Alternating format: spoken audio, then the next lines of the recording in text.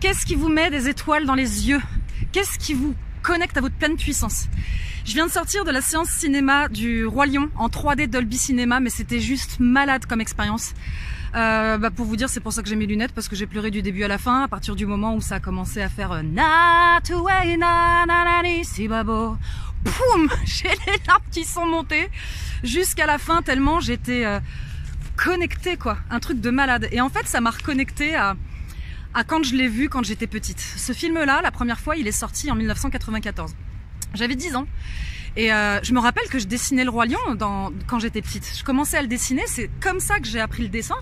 Et j'allais voir ma maman en lui disant « Maman, quand je serai grande, je serai dessinatrice pour Walt Disney. » Je me voyais dans les studios et je me voyais créer de la magie à travers les dessins animés, quoi. Et pour vous dire, j'ai même eu la cassette VHS pour mon anniversaire. Et plus tard, après, j'ai eu le petit jeu vidéo sur Sega.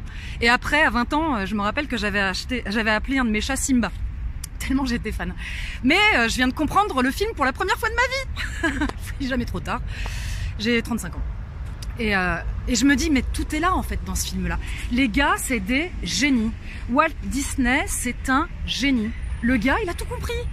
Il te fait passer des lois de la vie, des enseignements puissants sur la vie, dans des dessins animés, quoi, dans de l'art cinématographique, le gars. Et je trouve ça juste fabuleux, je sais pas ce que vous en pensez, de me dire que pendant des mois, voire des années, il y a des gars qui se sont enfermés dans un studio.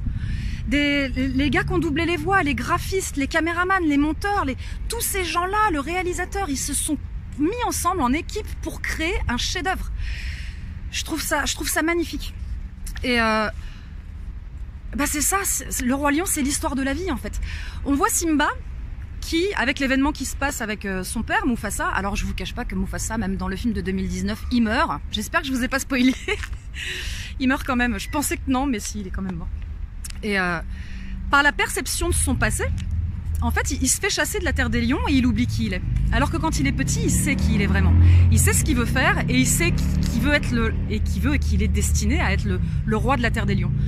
Et il se retrouve en grandissant dans une vie simple en fait. Il s'est dit foutu pour foutu, je vais vivre une vie Hakuna Matata où il n'y a pas de soucis, où tout est tranquille, où voilà, je suis personne et tout va bien.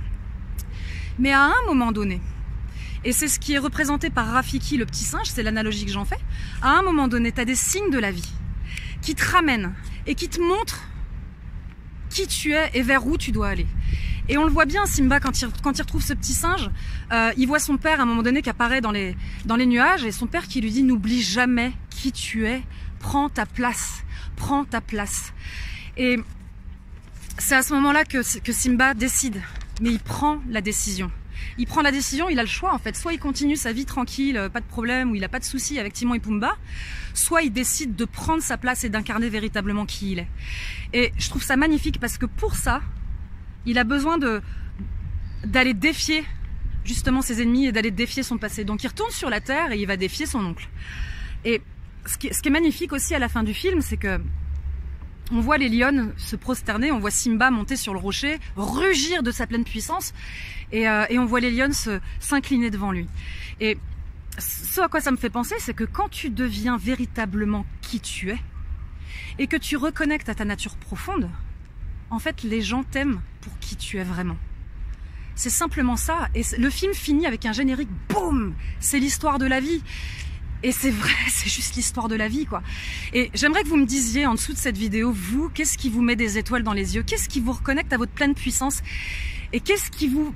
Ce petit sentiment intérieur qui vous fait dire, putain, mais ça c'est moi, quoi. Ça c'est moi. Qui êtes-vous? Mais n'oubliez jamais qui vous êtes. Voilà, je vous fais des gros bisous, je vous souhaite vraiment d'aller le voir parce que c'est un de mes films préférés et c'est juste un chef-d'œuvre cinématographique. Je vous embrasse et je vous dis à tout bientôt. Gros bisous.